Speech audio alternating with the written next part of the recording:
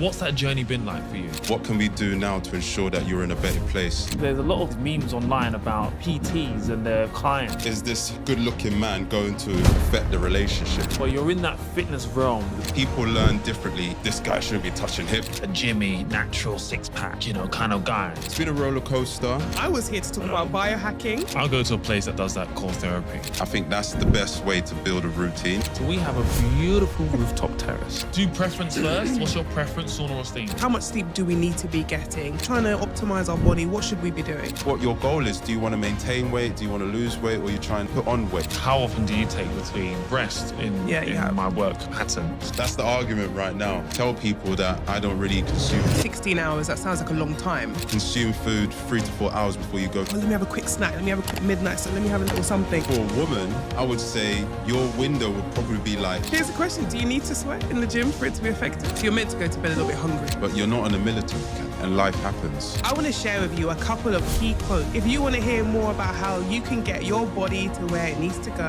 then you need to tune in to this episode.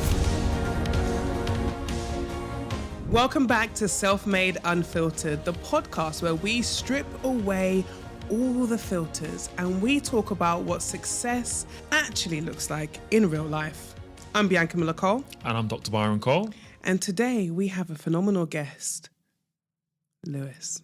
Lewis, I want to start with a really important question. I don't want to introduce you first. I want to ask an important question. Do you ever wake up in the morning and think, I cannot be bothered? Yes, because I'm being real. I love that, unfiltered. So tell the people who you are, tell them what you do. I'm Lewis Paris, a longevity coach and fitness coach for professionals, and also a performance coach for Red Bull Sim Racing. Awesome. And you dropped out of university, is that right? Correct. And now you've been able to create a 7-figure business. Which one is it? 6-figure. Okay. And get in there. and what's that journey been like for you? It's been a roller coaster. It's filled with ups and downs, trials and tribulations, but it's been a journey which I wouldn't regret. So it's been very informative and something very much transformative too. And one of the things you always talk about and what I like and how we kind of started on this journey is mindset. So tell me a bit, because I'm curious to know why that's important to you.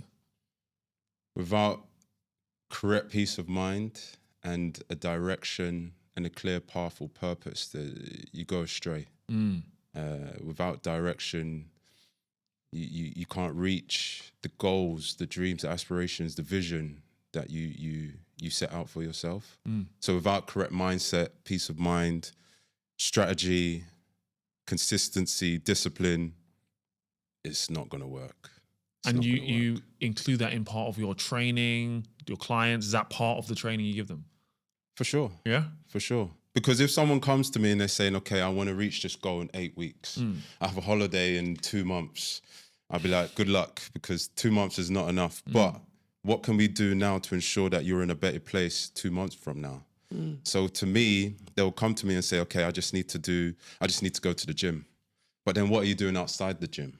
Are you doing things, are you incorporating better habits? Are you looking at your nutrition? Yep. Is your sleep intact?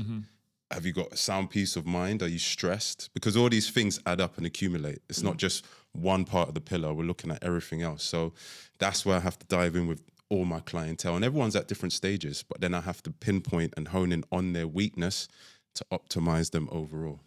I love that. Well, let me take the topic a bit off the serious side for a moment. Fitness instructors, which is not what you are, but you're in that fitness realm, the PT realm.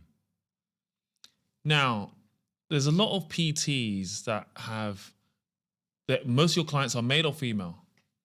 Female. Female. And most of your clients have partners or not? Yes.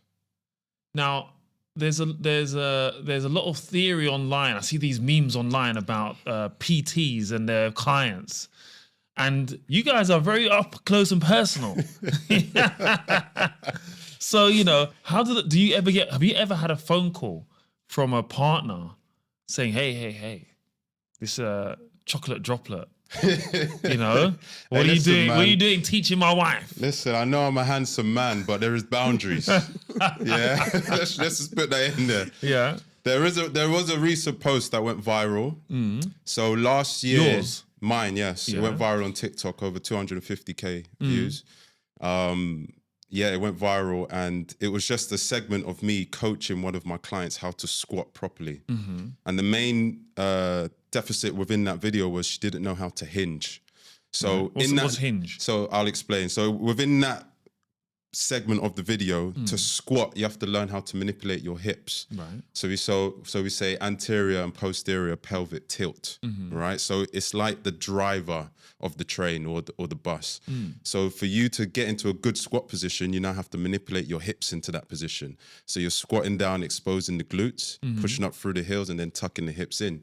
She couldn't compute that in her mind to work with her, I mean, I her can't body. compute that in my So mind. mind to muscle connection is a big thing. Yeah. So when you're squatting and you're like, oh, I feel pain in my knees and my hips, it's because you're not making that connection to use the right muscles the right way. So people learn differently, either through voice, right? Through visual, seeing me do it, for example, or through touch. So within that video, there's all three of those elements, right? So when I'm trying to manipulate her hips, a lot of them are like, this guy shouldn't be touching hips, it's a bit suspect, but then you have other people defending me saying, no, he's actually a very good coach, he's teaching her the right way. And people are also saying if their trainer didn't touch them in a certain way, they wouldn't get the cue points. So if I tell you to manipulate or contract a particular muscle group, I might touch your pec or your back, and you're like, oh, that makes sense. And the more I get that feedback, the stronger it becomes. And then I do less and less of that. So it depends on who needs it and when and what. So my thing is, if it's needed, yes, but in a professional manner. And the barriers have never been crossed. Never been crossed, yeah? Never. Well, let me tell you something. Tell me. I'm waiting to hear this story. Just for clarity. Yes. If your PT, any chocolate droplet, any chocolate fondant starts to maneuver your hips to, what do you call it? Manipulate. No, what do you call the move? Hinge. Any of those hinge movements? Yeah. Yeah? You say, I got this. It's okay. What's interesting about that is I've had lots of personal trainers who have had to support me Cancelled from in now on. moving my Is that what you call body it? into the right shape. Support you. Support me. Okay. So it's maybe a good thing that you're not present Oh, is that in right? the sessions. I mean, that could some relationship that could be cheating. I don't know how we got here. I'll be honest with you. I don't know. I mean, we started off. Yeah. It started off so well. You come with the vendetta. You really you know? did. Yeah, I don't even know what you did. You've never trained me. Because these PTs, like, you know, Who? some of them are has a friend- suspect. Did a friend call 250. you? The comments were going crazy. We're gonna find that post. Find it. We're gonna put it there, and Wow. we're gonna demonstrate and ask the people how they feel about it. That's crazy because Lewis, all I know you as is a longevity specialist who strategically supports people in enhancing their performance. Thank you. That's okay. Yeah. And therefore, there are going to be times where if you don't manipulate or support the person in doing it the right way, they're going to get hurt, right? Correct. And ultimately, Lewis has been training some of the most elite athletes, including Red Bull racing athletes, Byron. So a professional has to be able to do their job. And that includes touching them. In some degree, in some Yes. capacity, yes. How do you feel about On this? occasion, Byron, you are speaking to mentees, and you know you're I don't maybe touch you're, them. You don't. Yeah, but you're I don't touching them with touch your them. voice and your knowledge. No, that's not the same. It's about physical touch. Well, what can I tell So you? when we're teaching people how to elevate their voice and Yes. project, Yeah. and if I start touching them, I'll say, okay, project your voice. One Yeah. hand hit behind their back. Is that okay? I think there are some coaches who need to teach people breathing technique, and they will touch their diaphragm, Mm-hmm. and and they will help them. Yes. I'm not. Listen, I'm just checking, and really, I just wanted to know whether you've had any phone calls. Never. thank God for that. Amen to that. Because I'm a professional. And you can't tarnish me with the same brush. Sure. We are stereotyped all the time. Does that What make are the other sense? stereotypes that are common in your industry? They say it's a hypersexualized place, so the first thing they're going to see is if this good-looking man going to affect the relationship as such. But then what people have to understand that the gym is the sanctuary and you release. So whether you like it or not, for you to perform well, whatever endeavor it is, you have to learn to release, because stress is not going to allow you to perform at your best self. 100%. Yes, we can have a little bit, and nerves is good to empower us to do what we need to do. But if you're highly stressed and tense, you're not going to be in the right frame of mind once again to do what you need to do. So when someone comes to the gym environment, again, you have to think they've had a long day at work. Something's triggered them some way or another, whether it is something to do with their career, something personable, something could have just happened in the last 5 minutes. Someone could have passed away in their family and they're not in the right frame of mind, or they could be thinking ahead of time, right? So what we need to do is, for the first 15 to 20 minutes, is understanding where this person is at. We can't just jump straight in, because again, they could injure themselves and I've lost my job, right? Yeah. So the first thing we need to do is decompress. And that's just through talking, and that's for them to speak their truth. Yeah. And so it's very confidentiality. So they can tell me things that they probably never tell their parents, their friends, their cousins, whatever. But it's a safe space to, it's trust, this relationship. And once that trust is built, you know, professional, all of that. But it's the trust element. Because I hear all the time, I have friends and clients and stuff, they always say that the gym is their release. It's their, like, they need it for their mental health. 100%. And because I'm not really a Jimmy, natural six-pack, you know, kind of guy. I know. You know, let's just make sure we let everybody know. What did I say when I saw you the other day, and I saw in your story, you said you was training 4 or 5 times? Yeah. I almost fell to the floor when I heard that. I went gym today. Did you? Yeah, I went gym today. I need to come gym with you, man. Didn't even post about it. I need to see what's going on. I need to see if this man's perspirating. Quietly. No, I don't sweat is the much. answer. Okay. Even in the sunshine. Here's a question. Do you need to sweat in the gym for it to be effective? Depends what you're doing. Okay. Depends what you are doing. It totally depends on what you're doing, because I can get you to do certain movements that can be so simple, but then you're sweating. It's because you're really isolating that muscle. It's like I went for a bike ride today with the boys this morning. I didn't sweat one bit, but then you have someone who's not as active as me. He's dripping. So it's depending on, we'll get into it later in terms of if you're doing, like, I do a lot of contrast therapy, so sauna, cold water, that regulates your system very well. But then if you perform at a high level, you've now reached a different sort of, you've built up your foundation a lot higher than what someone else is who's never trains or doesn't train as active as you. So it takes a lot for me to really get into something that will be something difficult for someone else, do you know? So it totally depends. Why do you do contrast therapy? What is it about? First of all, explain what it is. Yes. For those who may not know what it is. And then why do you do it? Contrast therapy is more so like what the Nordics will do. So that's hot therapy and cold therapy. Finnish sauna, infrared sauna, anything that is hot to raise your heart rate, to perspirate, to sweat, detoxify. That's the main thing for it, to this detoxification, right? And it clears your mind as such. Cold water therapy is a bit more on the reverse side of things. It's more about the inflammation. It activates brown fat, which is a cheat code in regards to burning body fat. So if you go to a certain temperature, don't quote me on this, probably below 10 to 12 degrees, you start activating brown fat, which can only be activated in cold temperatures, which means you're burning a particular type of fat in your body that you can't tap into on regular circumstances, say if I'm doing low intensity work. On top of that, it's a psychological benefit, because once you do 2 to 3 minutes of cold water therapy or just cold exposure, I'm so focused, I'm so sharp, I'm so productive. So doing the best of both, where I'm detoxifying through hot therapy and then going straight to cold, I've now opened up the blood vessels, which allows more blood flow into my body, which again, it's all about oxygen. So the more oxygen I can get to the brain, the more sharper and alert I will feel. And then I'm back in to repeat the process. And that's the main thing. Inflammation, psychological benefits. The bonus is losing body fat as well. But you're providing your blood vessels the opportunity to open up, because they get so restricted, whether it is through stress or eating certain types of food, or you're not getting enough rest. I'll go to a place that does that cold therapy and contrast. And I've tried ice bath a few times now. Let me tell you something. I'm not built for it. I'm not built for it. I'm not built for this cold, and I understand the benefits, and hooray. I agree with you. However, when we spoke for the book, right, we were talking about there's variations to this, right? If you can't do a full-on ice bath, you can do a cooler shower and work your way up, right? Yeah, but it's not as cool. No, but you were doing cold showers before you went and did the... He actually paid to go on training to train how to get into an ice bath. It was just a one day. What was the It was a one day spa. You know, like the Wim Hof. It was like a Wim Hof Yeah, he's training like the man tutorial. for this thing, wasn't Yeah, he? yeah. So I went to this one day kind of. It was like a nice spa.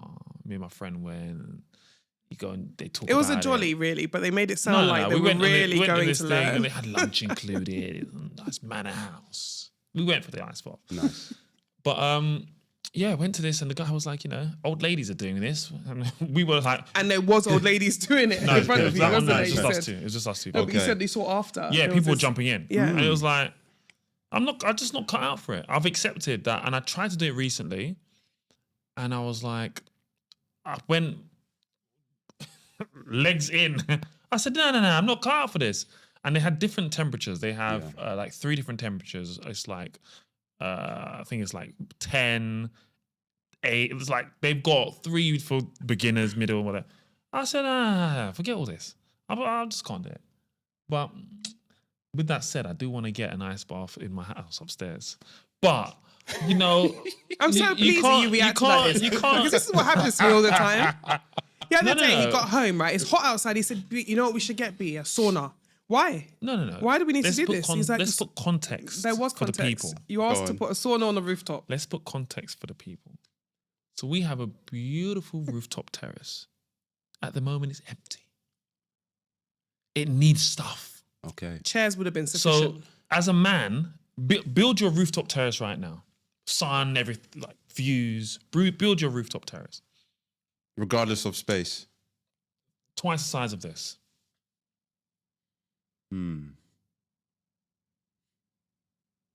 Smoker. Mm-hmm. What's that? A shisha? No, like What's a that? barbecue smoker. Okay, like barbecue. The barbecue egg My thing. man. Right? Yeah. Potentially a heat lamp as well, with a little dining chair and whatnot. So What's the heat lamp for? when it gets dark and you can watch the stars and you don't feel like you're freezing, you know? Mm-hmm. Right? It's Dubai, remember? It's not London vibes. I know, but it's getting chilly right It does now. get a bit chilly. December's a bit chilly. I'll give you that. I'll give you that. Yeah? Yeah, I'll give you that. For the 1 month of the year. Okay, cool. It gets a bit Yeah. chilly. It gets a bit chilly. Sure. All right. And then what I'll probably do, it will be like my little oasis. So I have like a miniature palm tree there, maybe like one of those chimes that when the wind is blowing, you can hear the sounds just to bring you back to your present self. Mm-hmm. And then that's the tranquility side of things. So when we're not hosting guests, then I would have my biohacking space. Mm-hmm.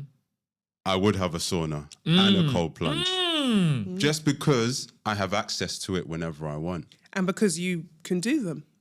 Well, in life, you don't always. But just... he's building up resilience. Exactly. No, he's not. We've been trying this for years. Yeah, but he's a changed man. No? You have almost described all the things I want. Almost described it. He did say you wanted a Sauna, smoker for steam Christmas. room. I want the barbecue. I wanted the The egg thing, whatever it's called, that I forgot thing. what they called. Yeah, that's cool. Yeah. Yeah, I forgot what they called. I want one of those Kamado Kamados Joe or Kamado thing. things, Yeah. right? Obviously a lounger, a little bit of somewhere you can get some shade because the sun is really 360 there. True. I like the chine sound. I like the chine. That's a That's a nice shout. add-on. I like that one. Heater for sure because we like the warmth all year round. So didn't think of that one. So the evening times, I'm thinking, not that I'm good. I have maybe a cigar twice a year. But you know what? Let me have my cigar section there. Yeah, man. My humidor. Because my guests might come round. And they might want a cigar. Yeah. So you know what? I should have one. And then I think that's the good foundation. Yeah. Put a yoga mat in the corner for you. It's so nice that I get to go on the rooftop. I can't believe you remembered me. This is impressive. Your space is downstairs. Okay. But I was gonna ask, like, normally, what's your space? what have the you kitchen. taken over in the I house? don't know. That's what. Because the men don't really get No. much. No, to be honest. Really? be I have a honest. dressing room. Oh, there you go. Does he have one? No, it doesn't. We had a conversation about it. There was wardrobe space within No, there was no our conversation. bedroom. Uh-huh. So we have like a bedroom with wardrobe like ensuite dressing room thing. And he kindly said, why don't you just take the dressing room and I'll have that space. So yes, I have my space. Do you know what it's like, right? You have 2 cars and you have 2 parking spaces, and one car fits in one space, one car fits in the other. And by virtue of the fact that each car has its own designated space, it naturally falls in wherever it falls. She has so much clothes that there's no other choice or alternative than to say, have that room, have that space. Because otherwise, there'll be clothes on my head in the bed. Like, there's no choice. Wow. So how did we get here, Lewis? It really starting to feel like a relationship coaching conversation. I was here to talk about biohacking. I didn't know I was going to get attacked like this. Well, this is why they call me a coach. It's the conversation. Yeah. It's- Right. But It now- allows you to open up. open up the pores in the steam room, the sauna. Come on now. It's a question. Let's go back to biohacking for a second. Sauna or steam room? Because my argument was I would rather get a steam room because I feel like we get the heat, the dry heat in Dubai anyway. Do preference first. What's your preference, sauna or steam? Preference is dry heat for me. But is that based on personal preference, or are we talking about in terms of like the body and biohacking? Which one is the? You can detoxify still in steam room. Again, it's a preference thing because some people don't like the heat as such. But again, you are building resilience. So you can, ideally you want to do 15 minutes. I could probably do longer in the steam room just because it's not as hot. But the main thing with the steam room is it allows you to open up your lung capacity a little bit more. So it says it's good for respiratory. That's the main benefit of steam room. Yeah. Interesting. And when we talk about infrared sauna versus this is the heat, new thing. This is the new Break that thing. one down Everyone's for us. talking about infrared sauna. Yeah, so it's more about going into the deeper layers of your skin. So with the infrared, it could probably go down 7 layers deep, and that's what's allowing you to. The more you do it, it detoxifies it more, but it's more for your lymphatic drainage, right? And then it's going to open your pores a little bit more. When you renew your skin every 30 days, I think that's how long it is, roughly. But then that's the main thing, deeper layers of the skin, and then it feels like you have a brighter appearance as well. So hence why the women like it more. So yeah, It's absolutely. not as hot though, right? Yeah. The No. infrared. Yeah. No, I don't like that. Nah, it's boring. Yeah, I want to. You kind can of just read feel like manifested action You in there. can. Yeah. You kind of feel like you're just sitting in a box, right? A red box. Yeah, I want to feel that. I want to put the water But arguably, on the stones. yeah, but he just likes putting water on the stones. And I want to and, feel he, like. and, he, and it's hot. He's like, ooh, like, he likes I want to that. feel that experience. Arguably, if the infrared is better, are you saying technically, I appreciate it's nice to feel the heat, but are you saying it's going to go deeper into your cellular Yeah, levels? but you have to do that on a more frequent basis. Okay. Whereas you can probably get away with doing. To be fair, you could get away with doing hot sauna for like once to two, 3 times max a week. Infrared, you'll probably have to do it every day, but then at a longer pace. So rather than 15 minutes, you're looking at half an hour Right. as such to get the real benefit of it. And you've got to probably do it 3 to 5 times a week. Right? I mean, I looked at getting one of those panels. I was thinking of Well, putting they're one different. That's in a my red dressing light. room. Oh, That's a little bit different. Red light therapy That's the yeah. is a different UV, right? So I only know so much about it, but it is powerful. okay. And I was this close to getting one for myself because as men, we're now looking after ourselves a little bit more. And red light is really good for brightening up the face as such. But then I was like, okay, I'm coming to Dubai. I'm going to be in the sun. Let me relax a little bit. Let nature just do its thing. And to be fair, I've read as well, you can get the same UV ray from the red light if you do early morning sun exposure. So that's the cheat hack. So what you want to do is when the sun is rising, you actually want to look at the sun, right? It's not going to hurt your eyes. You're actually allowing that light to penetrate into your pupil, into your retina. And that's the benefit of it, right? So you can look directly in the sun early morning. And that's what's going to help heal your eyes and allow you to rebuild your circadian rhythm as well. So when we're speaking about biohacking, so you've now talked on about hot and cold therapy. You just mentioned circadian rhythm. I want to talk about sleep. I think that's something that a lot of entrepreneurs, people watching this who are self-made or trying to get on that journey of building their career or their business, sleep is something I think a lot of us lack. Sacrifice. Or sacrifice, yeah. So tell us from a professional perspective, how much sleep do we need to be getting, and does that affect our ability to have longevity and perform in our For sure. bodies? Again, I feel it's quite relative because I can turn around and say, subjectively, a lady should be able to get 7 to 9 hours of sleep, and a man can probably do a little bit less. Women are supposed to have more hours of sleep because of hormones, and you lot have a lot going on compared to us, right? But then arguably you could say some people thrive on 5 to 6, do you know, because they're just built that way, you're right? So I wouldn't force it, but I would also encourage myself to just be in a routine, end of. So I'm going to, if I really want to build my sleep routine, I'm going to get up at a particular time every morning. I think that's the best way to build a routine. And then naturally, if I get up, let's say 5 a.m. every morning, naturally, I'm going to start feeling tired come 8, 9, 10 o'clock. And then I'm going to want to get to bed early. So because I know I'm getting up early, I want to get more sleep. So I'm going to bed early rather than forcing myself to say, oh, I need to be in bed by 10 o'clock. I think that just adds a lot of pressure. And through trial and error, I've tried it myself. And I've said, you know what, I'm going to get up 5 a.m. I get up 5 a.m. I do a little bit of movement. I'll probably have my cold shower as well, woken up my senses, start journaling, start writing strategically what I'm going to do for the day, and then get into some deep work. I feel like I'm ahead of time, ahead of the day, get through that. Come the end of the day, I've now decompressed, and I'm like, you know what? I'm up at 5, I better not stay up late. So now you've created that discipline, that habit. So I say start with the morning routine first, and then focus on the bedtime routine. So many of you have been thinking about moving from the UK to the UAE, for those of you who are watching today. And it is an absolute minefield. And you can make a decision that can cost you a lot of money. Well, we have partnered with Alliance Street, who will be able to navigate that journey for you, whether it's your license, your visa, or just giving you advice on the taxes. So if you're interested in making that move and making that shift, and you want to have a conversation with an absolutely incredible team, please click the link somewhere around this video or find the details below. They are the people for you. For those people who haven't bought Manifested Action and read your routine, can you just talk us through what you feel like a day should look like in terms of eating? You know, that just if we're trying to optimize our body, what should we be doing? Again, morning routine is powerful. So setting up, say if you start work at 9, I'm trying to be as realistic as possible because some people are not in the same boat. They have families or they have a stressful job. But generally, a good routine is, okay, I want to get up maybe 2-3 hours before I start work. So I could start softly through that and say, I'm going to get up 6:30 the latest. And during that sort of half an hour window, I can use that as my way to reconnect with myself and prepare myself for the day, right? So I can get up and maybe do some 5 to 10 minutes of mobility flow just to get the blood flowing.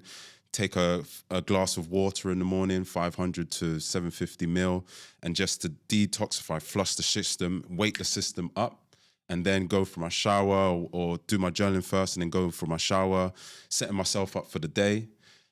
Depending on who you are, typically if you're a man, then I would encourage intermittent fasting, right? If you're a lady, it's a bit different for you guys because, again, hormones is a big thing. So you need your carbs. You need to eat in the morning.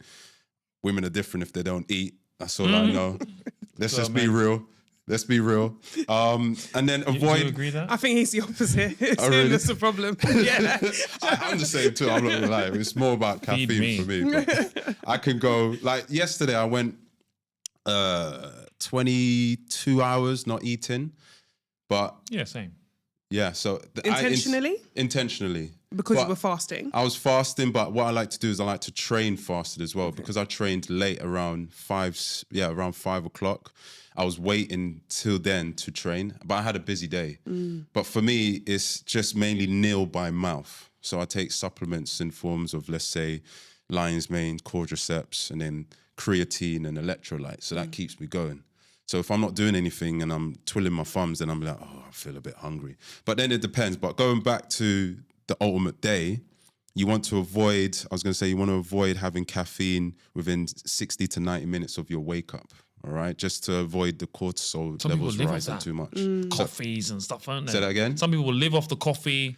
They do, and it's not good because you're always, up here in terms of your alertness, and you've now using caffeine as it's a blocker. All right, it's adrenaline blocker. So you're building up your adrenaline, and then now you're using that for you to keep you at a higher state rather than your body allowing it to be there naturally, if that makes sense. So 1 a.m. Or mid-morning, I would avoid it after 2-3 o'clock because you ain't gonna sleep well, right? And then it just depends on what your goal is. Do you want to maintain weight? Do you want to lose weight? Or are you trying to put on weight? Because everyone's different. I want to put on weight for muscle, or I might be under eating a little bit, or I just need to do for maintenance based off the activity levels and the stress levels of work as such. And then you'll understand your calorie maintenance. So for example, my maintenance is probably about 3,000 calories a day, where my minimum amount of calories I need to consume is about 2,000. So I need to consume at least 2,000 just for my body to work normally. That's your organ functions. And do you monitor that?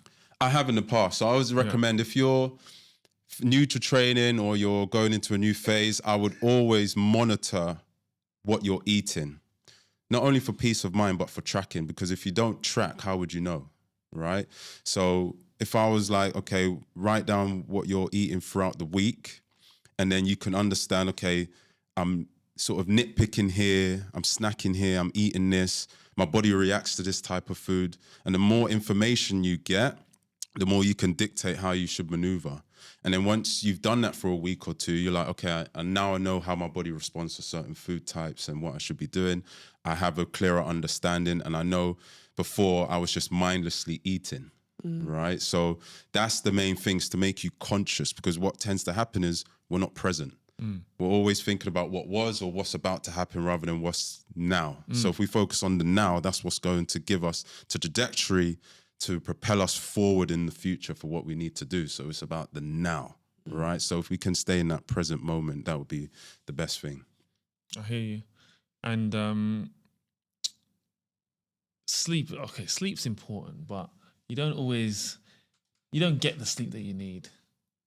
Ever. There's no way that I'm getting 8 hours. You're saying ever? Not for But me. is it, sometimes is it choice though? And the second part to that I wanted to add was, how often do you take between waking up and going to the office? It's about 2 to 3 hours. 2 to 3 hours. Before going to the office? Yeah. 0.2 minutes. Yeah. My office is on my phone. You like this? It's a bad habit. I'm conscious of. I'm like, what time is it?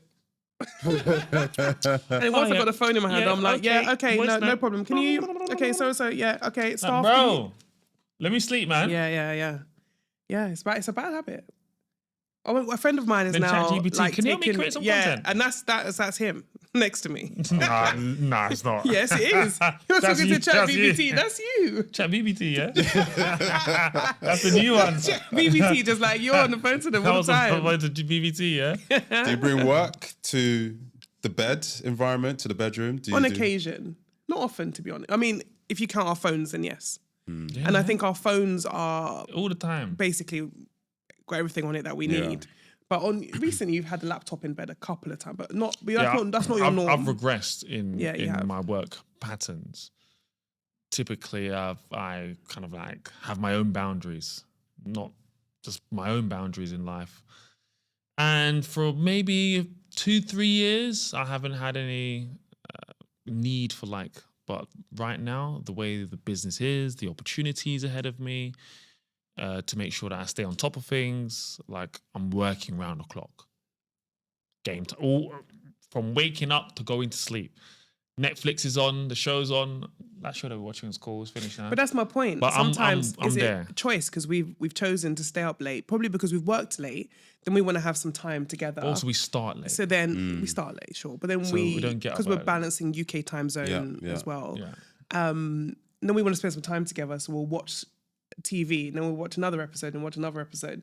Before we know it, it's 1 a.m. Yeah. And then before I know it, Ethan is up at 6 a.m. So that's, I think, a recurring that partially we could change some of that if we wanted to. Yeah, sure. But I can see how, I know sleep is important, but it's like, sometimes I think it's a fight between prioritizing sleep and prioritizing having some sort of social life. Yeah. Or intimate, relationship type life. Then What do you do? Do you catch up sleep on the weekends? Sometimes people say you can Is bank that a it. thing? Yeah, thing. You know when I stopped on reserve. believing, I like that. I stopped believing in catch up sleep was when I was pregnant, and everyone said sleep now.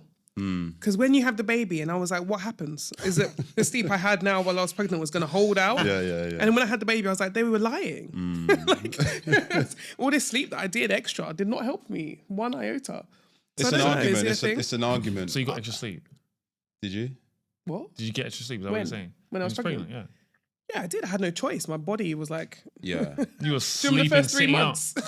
Yeah, your body will I tell was, you though. my body was, I was out of it. Yeah. I was sleeping between meetings. I had 10-minute naps. Go on. I got good at those. Do you have siestas? No, I don't have time now.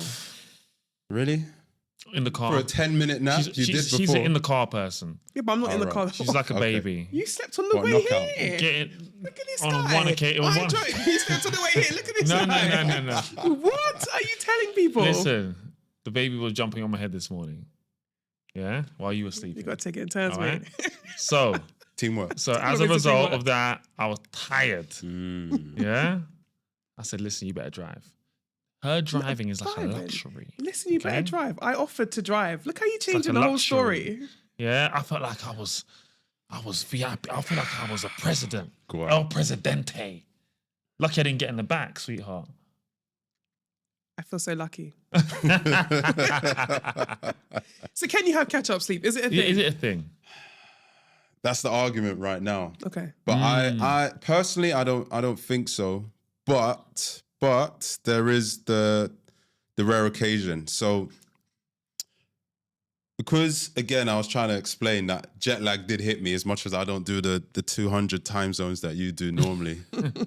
Again, you've built up that resilience, right? She's I haven't. That's suffering why I'm suffering at the moment, clearly. But before sort of coming to Dubai, my body was working in a certain way, right? And then people often wonder how I was still operating at a high level, because what I was saying in the book launch was I was averaging 4 to 5 hours, and that's not good. That's not conducive for my future self, because it will catch up with me, right?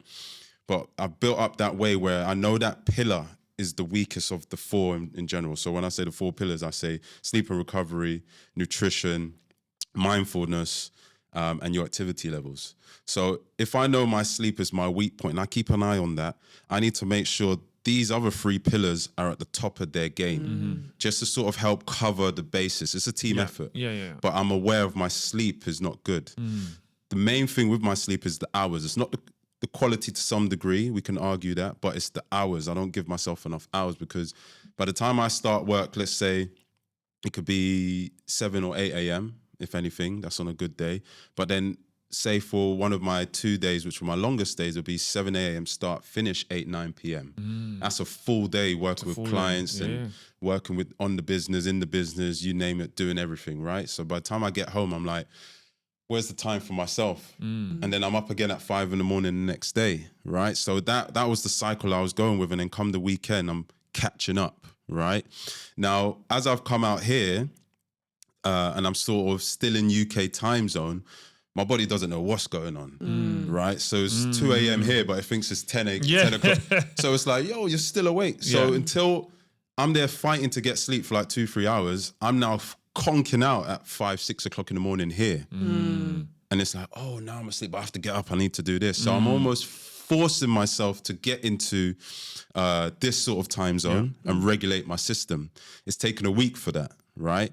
And during that time, because I'm staying with friends at the moment, they were just saying, yo, all you're doing is sleeping. I'm like, yeah, you're damn right. I'm catching up. My body doesn't know what it's doing. Confused. Sure. Correct. And because I've been moving so fast and I've now stopped, it's like, oh. The body does that. When you slow down. Stop, correct. Slow down. Yeah. You're right, correct. That's what happened to me this week. Yeah, slow down, and that was it. It was like, Yeah. But sleep is powerful. It's like the number one legal drug you can have, and it's free.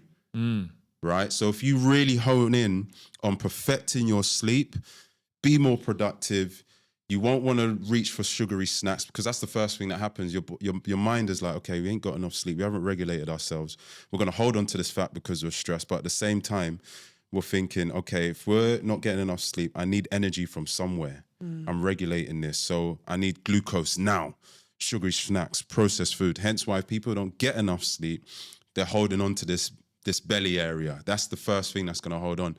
And the body works in a weird way in sense of, we think back to caveman times, right? When we're foraging and there's not much food and there's scarcity, hence why us men, we can fast because we're out there getting the food. And you have certain, let's say, the weaker men or the ladies, hunters and gatherers doing the berries and sorting whatever out. We're out there trying to hunt and get the meat and whatnot. So we're not eating for hours, sometimes days. So we can regulate our system that way.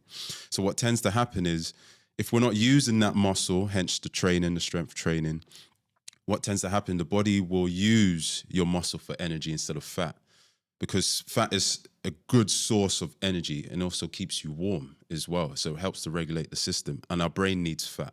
So the first thing it's going to do is we're going to take muscle. We're going to use your muscle as energy. So if we're not using and maintaining it, that's the first thing to go. That's why we can lose muscle quite quickly. But then once we've built up muscle memory, we can bring it back very quickly too. But that's the first thing to go rather than the fat. So what you want to do is now train your body, your mind to use fat as the source. Hence why I'm a big believer of intermittent fasting, because I'm always active, but because I'm nil by mouth, it's like, oh, where can we get this energy from? Oh, it's the fat. We're in ketogenesis. Now we're getting the fat for energy, X, Y, and Z. So you've mentioned intermittent fasting. Can you explain what that is? And how do we get to that point of Why do we need ketosis, I guess? Yeah, so we naturally produce ketones for the brain, but then you get into ketosis, I believe, after 12 to 14 hours of not eating, right? And that is powerful because that provides you the energy for the mind to be in its focus flow state and use the body the way I've just explained. So intermittent fasting is basically not eating throughout a certain amount of window. So you can do, the typical one is 16 hours fast, 8-hour window to consume the amount of calories you should be consuming. I.e., the minimum amount is your BMR, your basal metabolic rate, which is the minimum amount of calories you should consume just for your lungs to work, your heart to pump, all of that jazz, right? And then if you hit your maintenance within that window, you're good. But again, if you're at a deficit, you will always be at a deficit. It means you're going to lose the weight, if that makes sense. So typically I do 16 hours plus because that's just me, and I like to train faster. I feel more sharper, more ready to go, more powerful rather than training on an empty stomach. But again, if I'm training for a marathon, I need the calories, so I have to eat. So it depends where you are and what you're doing and what your goal is. So if you're sedentary, which is very detrimental for the body, if you're always sitting down and you don't move, and we encourage movement, because the body's not designed to sit still for hours upon end, then there's no point consuming the same amount of calories you should be consuming. You should naturally be at a deficit because it's just going to sit on you, right? And then again, it's the type of food you are eating. Are you having low carbs? Are you having high fats? Are you eating enough protein, right? Are you getting enough fiber? Okay, so we can get a lot of protein through our diet, but we're not getting enough fiber through our diet. That's eating enough veg or having your live cultures from kimchi and pre and probiotics and stuff like that, right? So again, we can look at fasting, but again, what's the quality of the foods you are consuming within that window to ensure you can fast throughout that time, because you're not fueling your body the right way. I'm not going to fast 16 hours and just eat a burger and have some fries. It's empty calories, man. You know, there's nothing really nutritious in there, right? So when I tell people that I don't really consume dairy, I stay away from it as much as possible because one, I break out, it doesn't agree with me, I'd rather not consume it. Maybe on odd occasion I might have some ice cream because I'm feeling nice, do you know what I mean? The sun's shining. But I typically have, let's say, coconut milk or almond milk. Typically because one, it agrees with my system a bit better. And then you got the added benefits of vitamins and minerals. So vitamin E in almond milk, right? Antioxidants in coconut milk, right? So if you look at it strategically that way, it's like, oh, I'm now looking to fuel my body rather than just to eat for the sake of eating. And then you'll have a mindset shift of, okay, I'm going to be active on this day. I better eat this type of food or macro or nutrient dense sort of meal to ensure that I'm fueling enough, which is going to promote my recovery and promote my performance a lot better. When you say 16 hours, that sounds like a long time.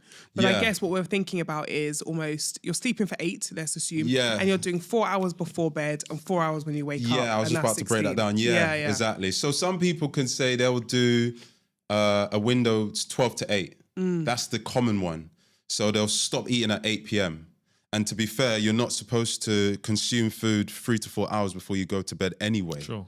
Right, so you want to be on an empty stomach, and I guarantee you, if you stop eating your food before bed 3 to 4 hours before you're meant to go to sleep, I guarantee you'll have a better night's sleep. So you're meant to go to bed a little bit hungry, right? Oh, for sure. And remember, Why you say it like that? You know why I say interestingly, it's an interesting one because I feel like you like to go to bed on a full no, stomach. because there's times when I'm going to bed and I'm like, oh, I feel hungry, and I have to remind myself you're supposed to feel hungry is the first thing. Yeah. The second thing is I think having a child, there's often a feeling that you're meant to make sure that they are well fed before they go to bed because it helps them sleep for longer. So it's just interesting that I think that's true. Baby's and I think different. as a baby, but I think as you get older, we don't recognize that actually we don't need to be correct, full through the night because we're adults, and I think Yes. that's a conversation that we don't often have enough. Fair. I'm not even trying to be funny. I just think I just think there's that, let me have a quick snack. Let me have a quick midnight. So let me have a little something. Actually, it's okay to be hungry and go to bed. the same signal you get for being hungry is you being dehydrated. So you could just be thirsty Well, that's, and take some electrolytes if must, right? So you can look at it that way as well. But yeah, we're naturally meant to fast. Even though breakfast, it's in the name, is a construct, but you're fasting, right? And then you're breaking your fast in the morning, if that. So 2 things about that. So the first one is, so what does intermittent fasting look like for women? Because I know you mentioned that it's very different for us due to hormones. And the second thing is, if you're going to break your fast, i.e. breakfast, what should you be having? Yeah, so typically I would say women should... So when it comes to intermittent fasting, it doesn't have to be strict on 12 to 8 or 2 to 10. It can be directed by your life. So you can move that window and you can shorten it as well, or open it up about 10 hours instead of 8 if you want. So for a woman, I would say your window would probably be like between, I don't know, if I was to really calculate it now, 8 to 4. So 8 a.m. to, I don't know, 2 p.m., 4 p.m. And then after that, you're fasting, right? Because what you want to do is consume your calories in the morning. And that there is what's going to help regulate your hormones a little bit more. Interesting. Rather than waking up and being like a bit frazzled, right? So eat in the morning and then fast from late afternoon to evening. So you can move the window. It doesn't have to be bang in the middle. I never do that. I'm like I'm doing the men's way, which is probably half the problem.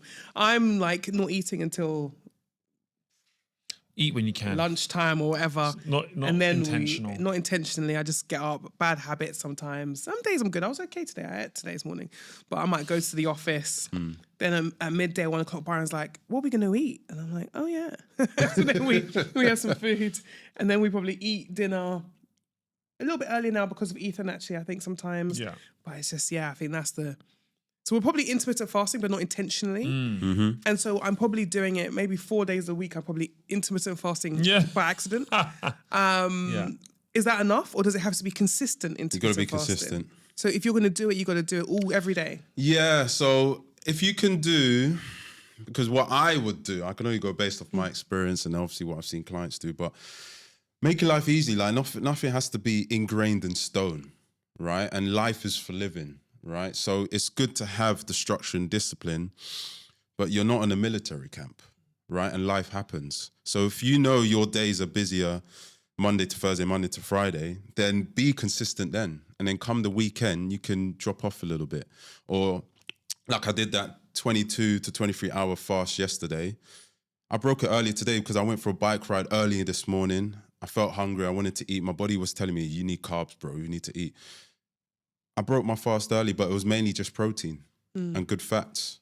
And I'm still in that sort of state. I haven't really raised up my insulin as such, right? Because I'm not eating the carbs. So I've still kind of cheated the system a little bit because I'm focusing on the protein and the good fats. Yeah, makes sense. Rather than the carbohydrates, which is built for fuel and energy. So what's a good breakfast? I feel like marketing has told us, get some cereal, which we all know fitness people hate. I know. But like, Cereal? I'm just saying that's what marketing, like the world of marketing, if you went down into a store, I know you don't have to do food shopping, you're a lucky man. If you go into a food shopping, you will see the breakfast aisle. The breakfast aisle will predominantly have cereals. And bread and porridge oats if you're lucky, like in the corner. Like, so you said protein is the thing you should be leading with. Yeah, for sure. So what does a good, if we were trying to get on the Lewis Paris framework, we want to be like you, what's a good some avocado. Let me not build my breakfast. You put your avocado on the toast, so is that Yeah, like, what cool. are we good? Sourdough, what kind of bread are we having? Oh, sourdough all the way. That's so, Wheat, whole wheat. Do you know what I mean? Yeah. Complex carbs. build your dream breakfast for us. Definitely cereal's no longer, it's not in there. It's gone. No, that's Not just even a sugar. Weetabix. What about like a wheaty type of? There was a time where I used to consume the Weetabix, right? But then again, it's like, why do I just need to fuel myself with just something that is very dense, right? Because for me, I'm trying to teach my body to be in a certain state. Hence why I do the intermittent fasting. So if I want to have the ultimate breakfast, I have to lean towards protein and good fats if I was to break my fast, in quote unquote. Because once I consume the carbohydrates, you're going to have that feeling, and we've all had it, the itis. You feel slow, you don't feel like you're sharp, because now you've taken all the blood from what's going on up here to down here. And then it's like, okay, we got to process this because this is dense, right? We got to work on this. And now we're going to spike our insulin. And now we're like, whoa. And then we get the crash. Now, if I can regulate that through, let's say, drinking green tea, right? Antioxidant based, good for the mind, good for staying sharp and focused, having protein, eggs, the salmon, fiber-rich foods, vitamins and minerals, nuts and seeds.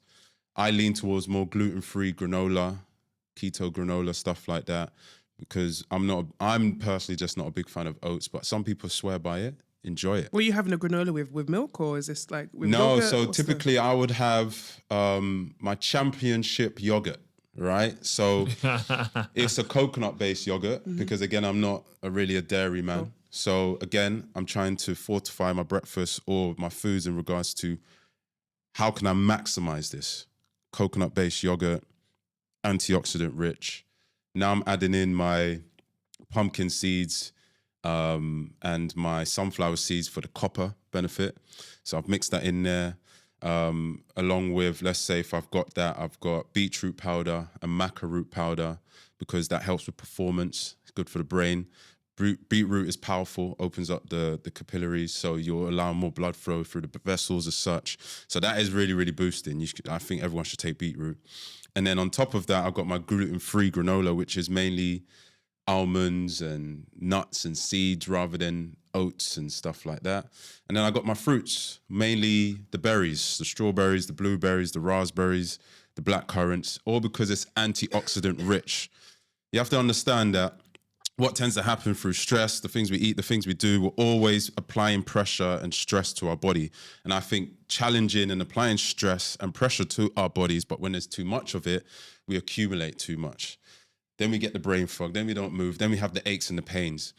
But the best way to do that is, again, contrast therapy, but then what are we eating? Is it antioxidant rich? Because that's what's going to fight against the free radicals and allow us to break down and detoxify. So the more antioxidants you can consume through the berries, green leafy veg, green teas, all of that jazz, you're going to do a lot more service for your body in the long term in regards to into that, right? Love it. So eggs, salmon, avocado, Yeah. good quality granola, some Correct. nuts, some seeds. Correct. And some probiotic or kind of yogurt that's going to be fortifying for your body. Okay, Yes. cool. It's interesting, you know, when he said berries in the morning, it reminded me of when we were in Thailand. Remember the guy was like, there's morning fruit, there's afternoon fruit, Yeah, he was talking and about there's fruit evening fruit. by time. Yeah. So he was really Yeah. like particular about it. Foods that come from the ground. It was, I can't remember all the science, can't or was either. it? But it was like certain It fruit made should sense. not be. It was a good theory. Should only be consumed in the morning because it's a morning fruit that was above ground or something. And certain fruit was, and I was like, okay. And I wonder if that aligns with, maybe I need to find that research and put it in. Go back to Thailand. That's interesting. Go back to Thailand. Yeah, I do for the podcast, just for you guys. I'm gonna go back to Thailand and ask him. Someone's got some humor there. So let's talk business. What? Can I ask one more question before we talk business? I just know that the women who are watching this just have a really important question to ask. What's that? Is that all right? Yeah. Belly fat. You said it. You mentioned it. We want to know. I'll say we. I mean me, but it's okay. We can say we. We want to know belly fat. How do we get rid of it? What do we need to do? Look at your 4 pillars. Sleep and recovery. Are you getting enough sleep? Mm-hmm. That's the first one. Sleep more. Oh, please. Everything will just fall off. This guy. It's true. I'm telling you. I agree. It's you true. should get up every morning with our I child. did today. Once. That's one. 1 out of 7 days. Okay, thanks, Byron. Next. Sleep and recovery. What are you eating? Mm-hmm. And at what times? Mm-hmm. How late are you eating? What are you eating, right? Mindfulness, so you self-care, stress levels, right? And activity. And then when you are, Simon was talking earlier about 0. PT and the touch, easy. Everything's 0. Ad lib. You're failed. The supportive husbands. You got to have them on the side as well in the team, mate. So you got to think when you're doing your exercise, say, for example, the most simple thing you could do is when you're walking. Yeah. Do you feel your core? What? Lord of mercy. You're right. Sorry about that. When you walking, this is it. Walking where? Anywhere. To a dressing room. Yeah, to a dressing room. Do you walk often? Do Yes. you go out for walks? Around the house? And we Outside the house? I take Ethan You to the didn't play take- thing you got sometimes. your little thing, haven't you? What's your thing on your finger? My Aura. yeah. Yeah. How many footsteps you do? No, I do good steps, to be fair. Byron. Yeah. Because I'm Yeah. always walking up and down, running after him, taking him. So yeah, What's we like do. a 10K? Yeah. Okay. Yeah. So what I would Anyway, say... this wasn't really about me. I'm saying women in general. Yeah, but I don't know you're how this right got here. Take You're right action. here. Wow. Let me be the PT right now. Go on. What? Listen, real He PT'd girl. me once for all of like 1 or 2 sessions. She's gonna hack it. I had PT. Is that what happened? Back in the day, I was saying to you the other day that and many people may not know this, that I was an unqualified fitness instructor. Oh, no, you told me this. Yeah. Like, and when I think about it now, I'm sure what they did was not how it was supposed to be. If you're thinking about moving your business to Dubai, I want you to think about the way to do it properly. You want to make sure that the way you do it is tax efficient. So before you go and start blundering around trying to find a supplier that fits you, a supplier that's going to help you move and transition, you need to speak to Alliance Street. They're going to help you not only transition your business, but help you understand how to do it in the most tax efficient way. In the way that's going to help you and support you to live your new life in Dubai the right way. Get the details below. But it is what it is. As in, for clarity, you worked at a So gym. I worked for a gym, a big, massive brand, and they hired us voluntary, and they called us motivators, and we were doing people's inductions, right? That's dangerous. So when they would join the gym, we would show them around the gym and show them the equipment. And I did that maybe for a couple of months, and then they were like, "Oh yeah, no, this guy's like solid." Then they gave me a job on reception. Then anyway, it was great. But my point, when I think back now, I was like, that was definitely not right. No. Right? But it was a great job. I don't want to throw them under the bus like that. But I love that job. But there must be some regulation now. Oh, no, for sure. Like, because there's no way we could just be getting people to just, these kids, I know I was like 16, 17. Industry's changed a lot now because you I was have a a lot kid. of cowboys out here. Do you know what I'm saying? So They're trying to regulate it. Oh, for sure. And let me Even see- more so now because a lot of the times now is that people can become qualified in 4 to 6 weeks. But then after the 4 to 6 weeks and you get the qualifications, I'm now in charge of your body, right? And because I only know the basics, because I've stopped learning because I'm now qualified and I think I'm the bee's knees. I've now got control of this body. I'm now telling you what you should do and what you shouldn't do in and outside the gym. That's not enough in my opinion, because if you haven't studied a lot, or you haven't done your research and you haven't been in the field long enough, who are you to tell this person what to do? Yes, you can make exercise safe in some regard, but then I see it all the time when it comes to fitness instructors and PTs, no matter where I am, right? And I think this is another mission of mine where I need to go in and really add some form of mentorship or programming or something to ensure that the safety and coaching of PTs is at a certain level, right? So what I tend to see is, okay, we're going to do a squat, we're going to do a lunge, we're going to do a pull-up, a chest press. Okay, it looks good and we're doing something, but then it could be weeks, it could be months, even years down the line, and someone could turn around and say, just got this niggling shoulder, my back and this and that. It's like I went to a very well-known luxury gym last week.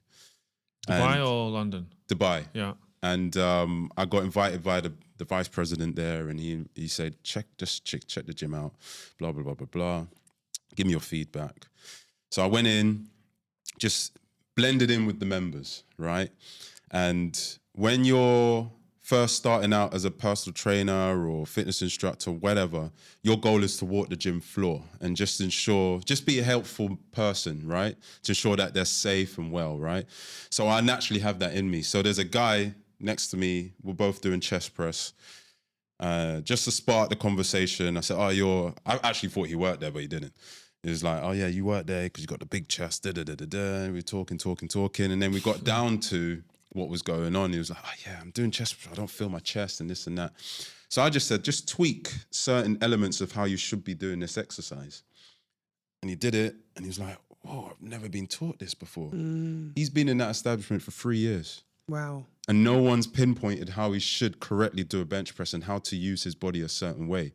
So if this is happening at the luxury level, imagine what's happening at the basic level. And I see it everywhere.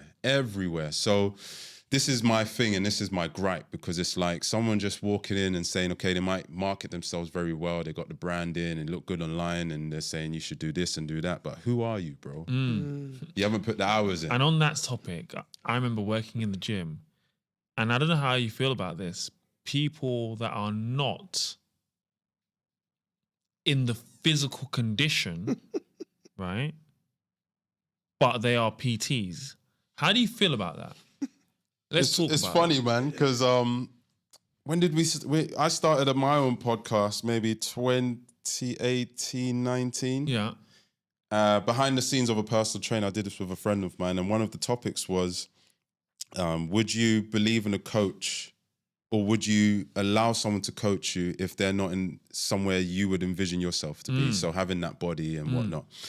And then there's arguments around that where this coach doesn't look well suited, but he has the knowledge. That's what I found. They do eat, sleep, and breathe, and they're very convincing as well. Oh, but yeah. How can you eat, sleep, and breathe it if you're not? Not doing knowledge-wise. The knowledge, They right. know Yes. they got so much knowledge, and they can they can give it in such good.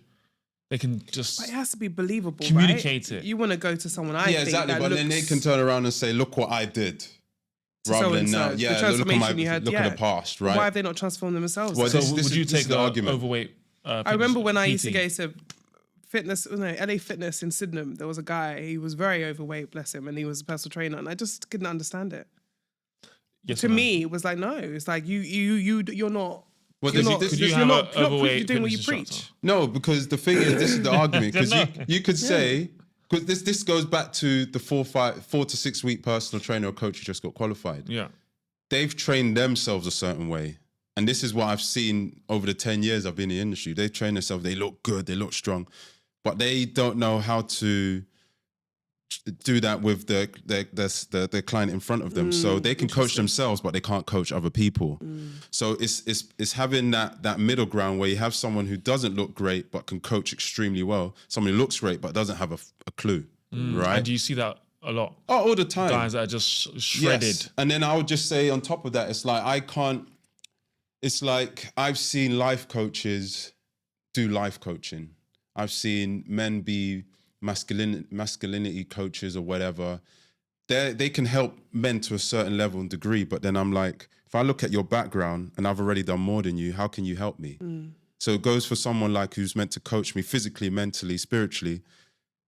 You look a certain way, but it shows you haven't got the discipline. You're not practicing what you preach. So I'm a big believer of action. So I have to do these certain things, not only for myself, my self-care, my psyche, and it allows me to perform well, stay confident. But then again, it's a product. I've shown people that I am a product of my philosophy, so to speak. I practice what I preach. So if I can do it, I can articulate well to you, you can get there too. So let's talk the business. You've put the work in, you've done 6 figures plus. Anybody on this journey to 6 figures, what has helped you get there? What has helped you get the revenue? What have you used to get you to that place where you are now? 2 things, action and self-belief. Give us some of the actions. Give us some strategy. Give them something here. Yes, for sure. But to add to that, has there been one thing that you've done that's like, that has changed my business? But I think it's just believing in myself, because before getting in the industry, I was a DJ, right? So I can't see that. No, I was, yeah. Yeah. Why can't you I can't see see that? it. Yeah, why? I don't know. You don't give me DJ energy. Yeah, well, I haven't been doing it for about 10 years. So okay. That was a past life. Man, that was a past life. That was a past life. That was a past life for sure. Okay. It's still there. What does a DJ look like though? True. Nah, he's not giving me DJ vibes. Okay. Wow. Cool. Right. I've built my personal should brand take so that. well. Yeah, that's good. Yeah. You know, but I am multifaceted, you know. Multi-skilled, yeah, we like that. We like All that. Yeah, so before then, I didn't know what I wanted to do. I knew I studied sports at college, and I was like, okay, DJing is cool, but it's not doing things for me financially. So I said, okay, what can I fall back on? I enjoy the music side is there. What's next? The fitness. How can I get into the fitness industry? Again, prior to all this, I went to uni, but it was a different course, Foundation IT. I was partying more than I was studying, the DJ in me. And I thought, okay, I need to drop out, and I'll come back at a later stage. I'm more about, I need to do things, feel it, experience it for me to learn. So yeah, me getting to the industry 2015, 2016, the same reason why I wanted to become a professional DJ was the same reason why I became a personal trainer, is because I saw someone do it and I said, if they can do it, I can do better. People are, no, honestly. Well, you know, sometimes when you go to a club, yeah, we call them part-time DJs. Oh yeah, for sure. Can't mix a salad. You're like, what is he doing or Exactly. she doing? What is going on? And they're being paid for that. Ruin the whole night, you know. But some people don't care. They're just, that's a... DJ can ruin the whole night. How do they not care? Yeah, they can ruin your whole night. They can ruin the whole I've night. left before because... And we say part-timers. That's what we say part-timers. I guess because you're conscious enough in the club, where some people are just like, they're drunk, so they're not... Yeah, no, but also in our culture, mixing is vital. You know, in some cultures, it's not, doesn't matter. Yeah, true. Yeah? Stop. If we're not getting that blend. Yeah, but how many do blend? Yeah, but I'm saying, if we don't get the blend right, we're like, what? Yeah. I think we're like tuned to it. Yeah, we're like, whoa, Whereas I've DJ. been to other cultures, other music, and it doesn't matter. No. You can just run on next song. Next song. But for us, we want to we hear want the transition, 100%. move. 100%. Otherwise, it's chaos. Yeah. Yeah. And that's what led me to DJing, to be like, I could do better than that. My dad taught me better than that, and people enjoy what I do, so let's do that. And same when I saw PTs, I was like, my man's doing that and getting paid. Nah, I can do better than that. So the first thing for me was, how can I become the best personal trainer? And I was fortunate enough to work in a startup, which allowed me to work closely with the founder, which gave me a jump start into, or an insider knowledge in regards to how to run and manage a business, right? So he's just started this small group personal training company. And because he saw my talent as such, because I started front of house, expenses only, travel and food, that was it. I wasn't getting paid anything. I was just there for the vibes. But after a couple of months, he said, front of house manager, will just give you some more money here. I got qualified in my level 2, started doing fitness classes, doing that. And then he said, become head of operations, which made me his right-hand man, right? So I was doing personal training. How long ago was this? 2016 to 2018. Yeah. So that was me in the deep end. And so I was so good at what I was doing, everyone assumed it was my studio, right? And lo and behold, egos got involved, and next thing you know, he's no longer my mentor, no longer my boss, right? So that's when I went to David Lloyd. I said, if I could do this in the private realm, I need to understand the corporate environment. And I became gym manager in David Lloyd. And then I learned quite a bit there, actually. And then I went into contracting space, where I was a general manager of a 5-star gym and spa, residential spa in central London. Different vibe as well. And then what's the clientele difference? Like, what's the clientele? Clients, Well, it's more residential. So you're not getting an inflow of people, traffic, right? So you're seeing the same people, fine, but it's very, very slow, very, very quiet. So everyone's twiddling their thumbs. So obviously management is about managing egos and emotions, right? More than anything else. How can you understand this individual, and where do they need to be, or where do they want to be, and how can you encourage and influence that? Otherwise they will go astray. Yeah. So when you're in this environment, yes, I'm managing the spa element, I'm managing what's happening in the gym, in the studio. We have a cinema room, we have a virtual golf room. What are we doing here to manage this whole environment? Yeah. Right? But for me, I was just bored. I was very, very bored. And I've seen all these different worlds, and I'm like, you know what? I can do better. So I fell back on Lewis Paris Fitness, and I said, I need to get back into it. How do I do that? Firstly, I went residentially to a big chain in Wembley, and they were charging £30-40 an hour. I said, I ain't doing that. That I ain't living life like And that. on that note, I can't see how that's a sustainable model. No, it's not. And like how, because there are people that are going to be watching this respectfully that are charging that as a PT. And your earning capacity, just like we teach people when they mentor, like your earning capacity is so limited. What advice would you give them that are in this space? Everyone has to do their hours. Some people are not built for it. And when I say not built for it, is that they're not built for entrepreneurship.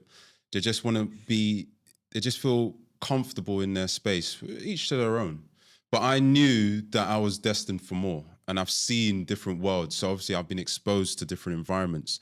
So what I would say is do your hours and always look to better yourself in that environment. And when I mean better yourself, how can you be a cut above the rest? So if everyone's charging £30-40, how can you be the £50 guy? Right? What's going to make you different? What's your niche per se? Are you leaning more towards mobility? Is it more posture development? Are you educating people on certain things? Education rules all, because if someone is going in there, and you got to think about the mindset as well of the people who are in this gym. It's a budget gym. They want to save the money. So they're going, okay, I'm going in this gym. I just do my own thing. I saw something online. These days, ChatGPT, all of this, blah, blah, blah, blah. What do I need a PT for? If I do have one, oh, that one's cheaper. I'll go to him. But then you wonder why your results are stagnant and you have injured yourself. And then you're like, oh, maybe I need to invest in someone a little bit better. And the first thing they're going to do is maybe look on the gym floor and say, oh, that PT's busy. What makes him different? Oh, he charges that much. I believe in myself, I'll invest in that. Or they'll go to a higher end gym and look for better amenities and better people, qualified people, so to speak, right? But then you can only polish a turd so much, because you can still have rubbish PTs in high establishments, right? So again, it goes down to relationship building. And then what are you trying to strive towards? Because yes, you can have, I would say, part-timers where you would get a little bit off, or you're part-timer of that gym and you get a little bit off your rent or the company takes part of your rent as a fee or whatever, or you can be a freelancer. You're paying rent on a monthly basis or weekly basis, and you're charging X amount, right? So it depends where you're at. So if you're a freelancer, you got to remember, okay, I'm paying rent here, and I've got to pay rent at home, and then I've got to think about tax, right? So these things are always in play when I've been in the industry. So the best thing I can say to someone who is a personal trainer or a fitness instructor and they want to level up, there's only two options, right? You can jump on a career ladder and say, I'm going to do management and do this and maybe get into consultancy or work in a high-end establishment. Or you can say, I'm going to go all in on my business. And that's where personal branding will come into play. And that's where you're going to dive in and say, I'm going to be specific on this particular thing. So my thing was, the foundation of my training was calisthenics. The fancy name for that is bodyweight training. And I believe if you can manipulate moves, your body... You got any calisthenic moves, yeah? Moves, Okay. Yeah, I'm going to send you something, right? Yeah. And you're going to think, how the hell is he doing that? Okay. Yeah. I'm going to call it the freestanding dragon flag.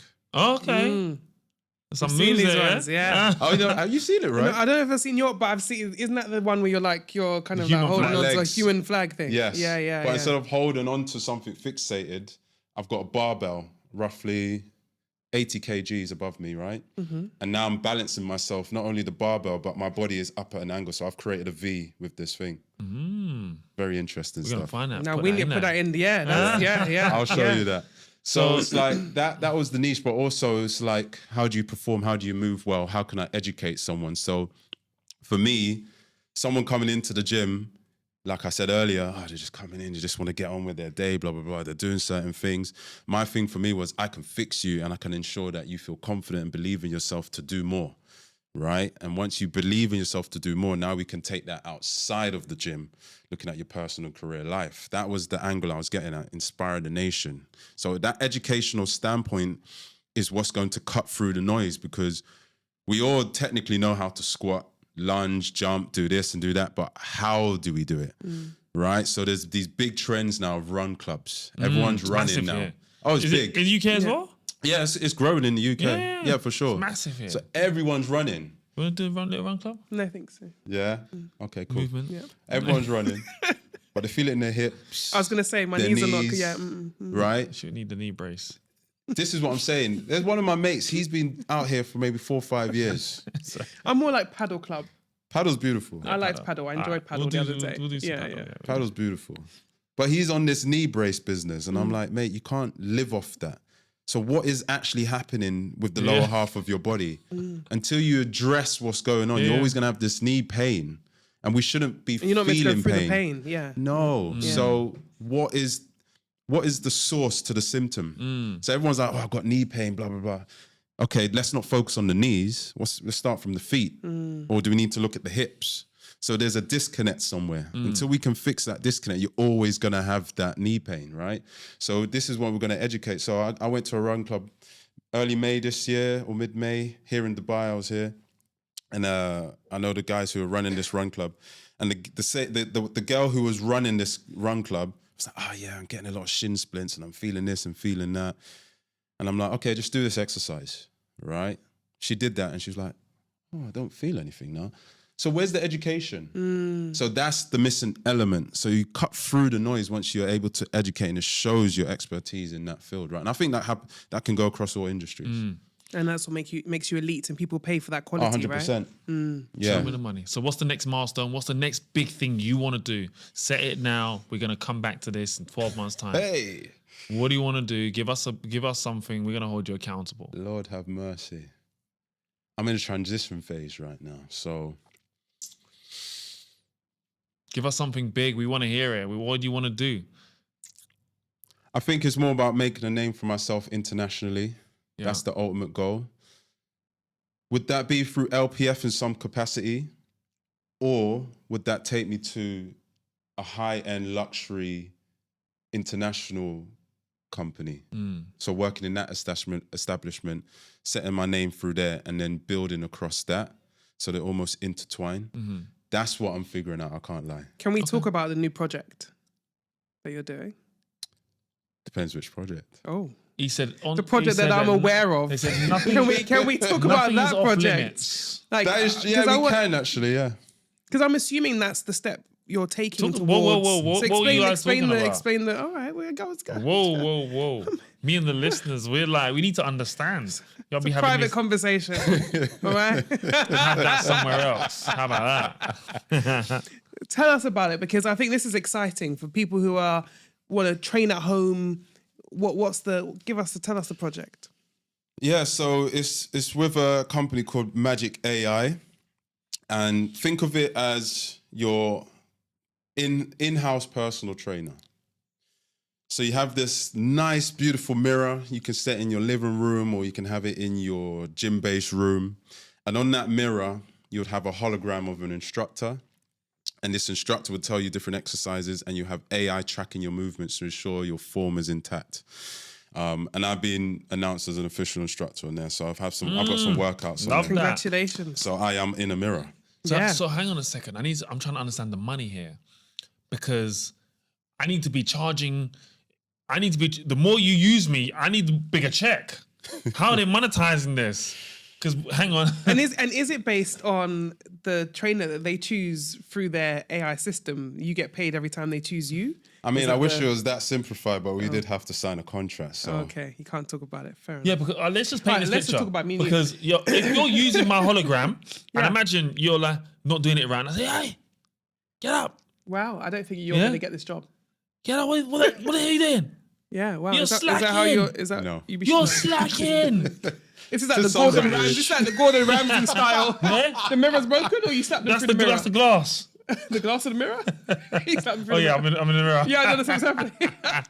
I can still throw something at them. Yeah. Virtual. No, I'm thinking though. I'll turn off their lights or something, inconvenience them. Because my understanding of Peloton, I don't know, it's just facts. What's it called? Peloton. There's nothing to do with this. This is just, the bike? The Peloton bike, yeah. Right. It's like a... It's a fitness bike. But basically, it sounds there's expensive. personal Is it expensive? It is, yeah. There's personal... I don't have one. Why are you making faces at me? Why you know about expensive bikes for? Because I'm a woman of the world. Anyway, so there's this bike called Peloton, and there's trainers on it, and people choose the trainers. And then I think the more popular trainers obviously get booked more often, but I assume a portion of that membership goes towards, or they, whatever. So I know the model on that. Doesn't work like they that. have a fixed salary, but it's a good salary. Okay, interesting. Yeah, we're talking three I like figures. that. So you get They're trained really through the thing, and it's AI. They do like spin classes. No, I'm just thinking and about the stuff. whole thing. That's cool. Well, good luck. Thank Will you it very be in much. gyms, or is it at home? No, it's just at home. Go So home. You don't need to go gym no more. I'm just asking because you say that, but you've just said that in gyms people have bad posture. So imagine now if the mirrors were in the gyms. Arguably, this is not good because I'm not what I'm encouraging in life, but the gym could replace the PTs by having the mirrors. Really, they should have the AI cameras that just scans everyone and everything you're doing, and you can just check in. Bing, what have I been doing wrong? yeah, but then again, But we don't want to end up like Tesco and no one's actually Correct. at your Why not? cash desk. Why not? Because now it's annoying. I don't know why I am paying. I'm to sorry, pack I'm not my trying to own get rid of bags. people. I'm not trying to lose your job here, yeah. But I'm just saying, there's clearly people in the industry in the space that are not skilled enough. Yeah, but increase the skill. Don't decrease the people. Well, that's why they have. I think That's why they got a personal 4-week interaction is still qualification. important. 100%. Well, they got to learn somewhere. Those people 4 weeks. How else do you learn? You don't become elite overnight. Now people get injured. Now they're hurting. Now they're I'm old. sorry about that, but they need to train on somebody. It's still a long way for AI to completely tell Yeah. us what to do. What to do? Do you know? Yeah. So, yeah. How do you feel about that though? You're now part of the AI problem. In That's why essence. there's a problem. Problem. I'm just asking. I don't know. Solution. It's a solution, but arguably now there's some people who could have Humans gone to a are gym. not Yeah. competent. They could have gone to a gym. They're not competent They to could have had a deliver the personal job. trainer. They couldn't afford you, so they might have gotten a less expensive one. Well, this is who the wouldn't thing. have had an injury. This is the thing, because I feel everyone should be able to afford a coach in some capacity. I should have a coach in some capacity. This person should have a coach in some capacity. So for me, I would say the creme de la creme is personal training, because you're getting all of what I can give you. Now, I try not to overcharge, let's say, because I still want people to still engage with me, because I still feel someone should have, I think it's in their right to have that knowledge just to better themselves, right? So yes, I do charge a premium. We're talking 3 figures an hour, okay? So because I know what my worth is and I know what I deliver. You still have people who are still at the high end, which are charging, let's say, £85, £90 an hour. That's still a lot of money, right? More so in central London. but there's still people who can't afford that. Hence where we'll get into the realm of small group PT or fitness classes with good instructors who do look at form. You're not going to get it all the time, but they try, right? And then you introduce what we would say online coaching elements, right? So we can still have that interaction with fitness coach Zoom, or they can go through the app and say, okay, I'm going to do these exercises. I'm going to follow what the instructions say, the videos say. If I'm still not doing it right, I can feel myself doing it and have my coach watch my form. Sure. So that's the online coaching element that I would introduce, which is a bit more affordable, right? So those are the sort of buy-in points, I would say, that is included in my ecosystem. So the lowest way you can gain value is if you're doing a 12-week muscle builder or 12-week shred, which is like £60 for the 12 weeks. And then you're going into the monthly, which is your £250 to £300 a month, which is bespoke personal training tailored to you. Then you're coming into the realm of personal training where you see me physically and we're really going to hone in, and you got more accountability that way. And then the next one I always said was the corporate wellness. I see it as the Robin Hood theory, where I steal from the rich to give to the poor, because corporate companies can afford this training. Correct. So the people within this establishment is getting two things here.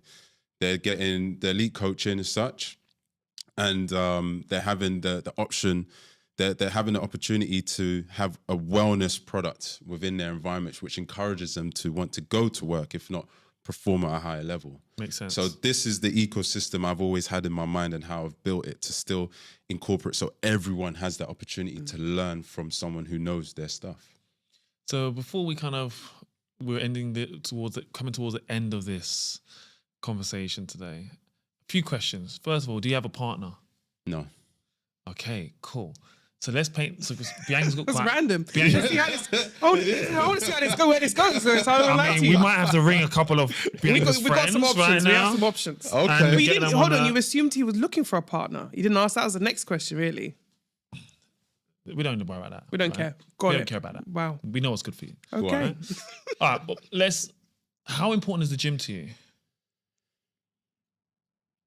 Scale of 1 to 10, I would probably say 8. If your partner, you fell in love with your partner, happy, and he or she says to you that, what's your preference, first of all? How you mean, what's my preference?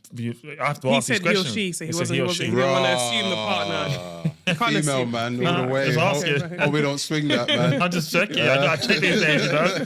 So He was very PC of you. I respected it. Though. I got to check. Yeah, you did well. I got to check. I'm doing well. It's Yeah. not like you to do Come that. on now. Yeah.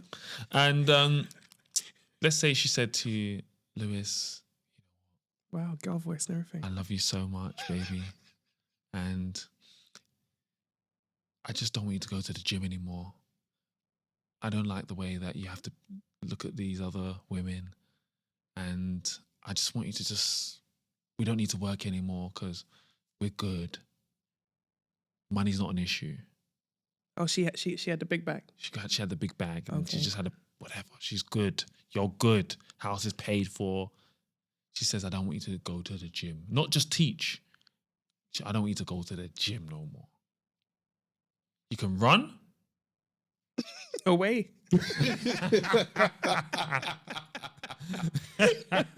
You can run. You can do work in the house. But you got to give up the fitness thing. As in, Completely. he can't even go. Not even. Nah, can't you're train. not allowed He in the can't- gym. He can't go. She to don't the want gym. you in no gym. He can't work out anymore. She don't want the chocolate droplet in the He gym. wants. What about his own home gym? He can be home. As I said, he can be at the home. Oh, you can work out And you still. can work I thought out. you meant You can work she wanted out him at to be home. like, Okay. Or get you can fluffy. go for your run once a quarter. Okay, once not a fluffy. month. I feel like I'm a dog on a leash here, man. What are you gonna do? It's What wild. am I going to do? Mm. I've been in a similar situation. Single now. Need I say more? Every man needs a purpose. If you take away his purpose, Yeah. it ain't going to run, man. Could you be with a woman that is out of shape? I have before. The thing is, right, it's down to your values, right? And what I mean by that is, how do you view yourself and how do you view yourself in the future, right? So because a relationship is a partnership, it's about communicating, and what you might realize and you might not realize is you're going to pick up habits from each other. So if one person is consistent in the gym per se, let's keep it simple, and someone isn't, one, someone's going to feel good about themselves naturally, and this is their thing, they've got their habits, and then someone over here, they might have a different habit system, or they might not just be as disciplined. They're now going to feel a certain way because it's like, oh, he's doing that and he looks like that. Now I'm going to feel self-conscious and this and that. So until they buck up their ideas and then start to follow up, because for me, I'm not trying to apply pressure on you. You are who you are. If I chose to be with you, then I've chosen to be with you. But if you keep going in on yourself, overthinking and thinking you're not worthy, then you're down here. There's only so much I can do. She's cool how she is. She's not trying to change. She's happy. She's not trying to be no size whatever. Your question was quite serious, but let's assume you can go to the gym. You're allowed to go to the gym and continue the work that you're doing, but she is not interested in going to the gym. And she's overweight. Does that matter? Is that a problem? That is a problem. Okay. Because health is wealth. And then it says something about what's going on. I'm not trying to force each in their own, but for me personally, it's just the standard. And it's funny because I had a conversation with another guy today and we were speaking about you fall to your lowest standards. So if I'm accepting that you're doing that, then where's my standard? Where's my boundaries? Everyone has a boundaries. Apparently women have more boundaries than us. So why can't I have my boundaries? Says who? Who told you this? Y'all got boundaries, innit? Is that the story? What, the list, yeah? Sorry. Wow. Am I not speaking facts here? Oh, I don't know. I've been married so long, I have no idea. Sorry, yes is the answer. All right. So if you, so I say women have boundaries and they see the red flags, then yeah, come on, man. Yes. If we value ourselves, then we're going to have certain I agree with things, you. No, right? I agree. I think that's important.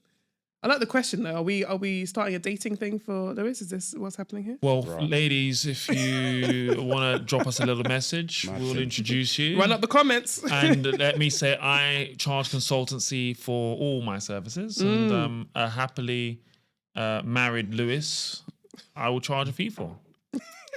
Let me tell you this now. Mad thing. If you find the woman of your dreams and you get married as a result of this podcast, I'm invoicing you for 10K. Invoicing who? You? Me? Yeah. I ain't paying that. Listen, someone's got to pay. It's not dirhams either, yeah? They're paying on the front end just to get the entry, you understand? Listen. I didn't ask for the service. Listen, do you want to be happiness happy? is not worth it. Do you want to be happy? Do I want to be happy? Yeah. I'm happy right now. I mean, Do you want to be happy with it? You're sure. Would a woman be able to add some happiness? Yeah, of course. See? And But I didn't come on here asking or expecting this. this we're providing a So this service is the that bonus. you didn't know you needed. You didn't even know you needed Which it. is part of the service, which I'll take for free. No, whoa. What is Thank that you for word? your time, my friend. This is like speaking for pro bono. Say no To pro bono. Whoa. I will negotiate because when you're happy and she's, kissing on you, and Wow. then we can have that conversation. Hey, Lewis. And when we're all at dinner, I say, is she worth 10K? And then I look at her, I look at you. I say, what you gonna do? So you're thinking about becoming a paid professional speaker. You have experience to share and you want to share it from the stage, but you're not sure how. Maybe you've spoken before, but you've not been charging. I want to introduce you to an opportunity to get on stage and share your knowledge and expertise. Maybe you've been on stages before, maybe you've been sharing that knowledge, but you haven't understood the business of speaking. Well, I want to invite you to the Self-Made Speaking Academy, where we will share with you not only how to get on stage, communicate with confidence, and share your knowledge and expertise, but how to market yourself, build your personal brand, and find your client. If that sounds like a bit of you, please click the link below and attend our next session where you will have the opportunity to learn how to become a paid professional speaker. Is there any questions that you want to ask us? What was the main reason for writing Manifested Action, and why did you allow me to contribute? The main reason for writing the book, I think, maybe partially frustration. I think there is a feeling across social media that entrepreneurship is just really sexy.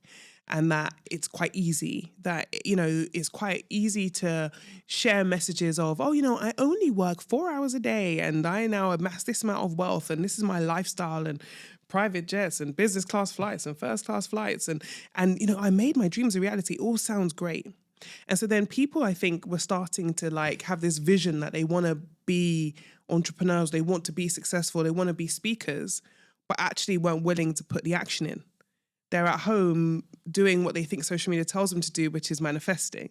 Like, I've manifested, I've done my vision board. Why am I now not successful? And they didn't realize the level of action that is required behind the scenes to get you to that level of success. And so I think it was like we'd written books that talked about some of the steps to take, and some people were doing the steps and some people were not doing the steps, but just felt like they should have success anyway. And so for me, the book was like, you know, forget your dreams. This is reality. Like, the reality check is you need to put some action in. And so part of my like vision board for my life, is multifaceted.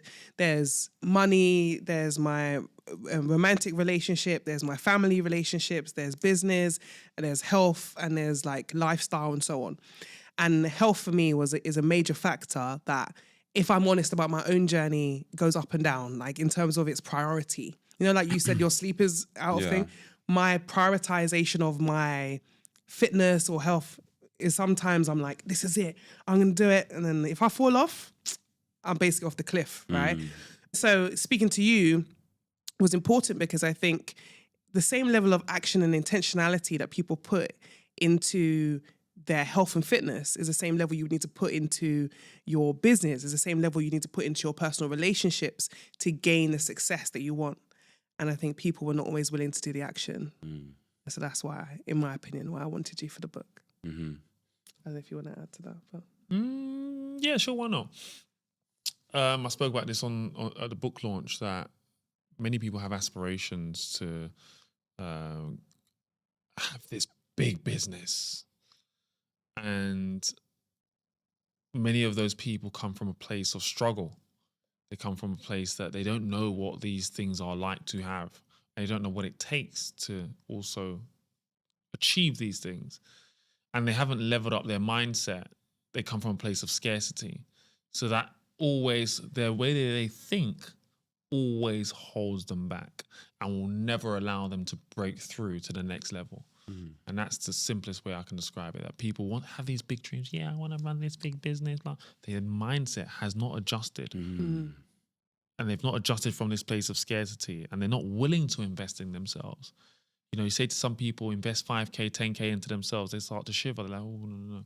They've got other priorities, you know. Sure, we all have priorities, but they'll rather invest into you know, if they had a choice, they always will go somewhere else or invest in property. It sounds more sexy because that's what they've been selling us, this dream for forever, investing property or whatever it is. But actually, you need to invest in yourself, right? To be able to get these things that you're trying to achieve, you know? So that's how I would communicate it. And then what are the things you put in place, or what was the turning point in regards to you shifting in regards to, this is what I'm going to do to achieve the goals I want to do? Was there a certain point in your business situation or your life? Was there a particular moment you can lean towards? I wouldn't say a particular. There's just many moments actually, but what I would say is environment often dictates results, and I even say that based on a recent experience I had, whereby I didn't have my right office set up during the move from London to Dubai. As a result of that environment of me working in places that I didn't want to be working in, you know, I was using open spaces. I eventually joined a members club, whatever, but I didn't have the right environment and I wasn't going to the right places. Now I've got my members club set up. It's worlds apart. I didn't realize until I was out of that situation that it was like holding me back. I couldn't perform at my best. I was getting tired all the time. It was like, you're just not productive. So your environment always impacts your results. And from a very, very young age, not by design, I've always had a phenomenal environment. almost sometimes by accident. My environment has always been like allowed me to dream big. And then I'm a big planner. I'm a big goal setter. We speak about like some of the books. I plan, and I just live. I like to live in a world where there's no rules. You can achieve whatever your mind can conceive for sure. And I'm on this journey. There's so many people that are doing so much more than me, and I'm just so curious. How are you doing that? And I meet so many people, and I'm just like, how are you doing that? What is it you're doing, and how are you doing it? And it just opens your mind. And sometimes the conversations I have, I don't even talk about certain things online. You see like 3% of reality, right? And it's like, because people will think that it's all a scam, or people will think that that's not possible. And I don't have the time nor the patience to be able to tell you that this is real, this is happening, and real people are doing this. So good luck on your journey. I will do what I can. You know, I can't save everybody. So yeah. Yeah. And yourself? My goals and my vision for myself, my family, my husband, my business changes regularly. And I think that's one of the things I think is so important from the book, was that I wanted to make it clear that I don't think you manifest one dream. I think that the dream just continues to grow and amplify. And as Byron just said, some of the conversations we're having behind the scenes with people we're meeting is such that sometimes opens your mind and your eyes to opportunities you didn't even know were possible. And so along that journey, it changes my mindset. It changes what I want to focus on. And so I think the world is such a big place. There's so many opportunities. And sometimes things are outside of your control. Yeah. So sometimes things don't go to plan. And it's like, what do I do next? Most of the time Things don't go to plan. So what happens next? And sometimes one door closes, another door opens. It sounds cliche, but I think that's the reality. And so I think that's been my journey, that I'm just always thinking, what's next? How can I? And so on. And I think there's one thing that is stable in my life is just like my relationship, my family. That's my stability. Everything else, flexible. I wonder what he was going to say there, you know. I was wondering. What do you think I was going to say? I don't know, but it's good. It was good. I was like, if you didn't say stable, my relationship, you would have been in trouble. It's mad. You would have been in the guest room. You would have been in the guest room. Anyway. I have some quick fire questions. Can we go quick fire? Go for it. Yeah. Have we got time? Go for it. You got 2 minutes. Oh, dear. Oh, no. Let's see. Where's the question? Okay, quick fire. Okay. I want you to tell me the first things that come to mind with these, all right? One habit that changed your life. What's that? Quick fire. What's that? What happened? He got a gun out. He's a shooter. You got to. Activity. Okay, cool. Daily activity. Okay, most overrated fitness advice. Sugar. Overrated fitness advice. Don't eat sugar. Oh, I've been under it. Oh, I'm lost for words. Most overrated fitness advice, I would say, is bro split. What? So it's like a bodybuilding Bro term. split in the butt? A bro split. So bodybuilders, when they're programming, say they want to... What's programming? Like workout programming. Right. Right? They say you should do a bro split. And a bro split is, I'm just going to work on my chest today. I'm just going to work on my biceps. I'm just going to work on my legs. So they split in body parts and just saying, I'm just going to focus on that for the one day. Yeah. Does that make sense? And that's a bad thing? No, but you can't work on just one body part for a day. Yeah.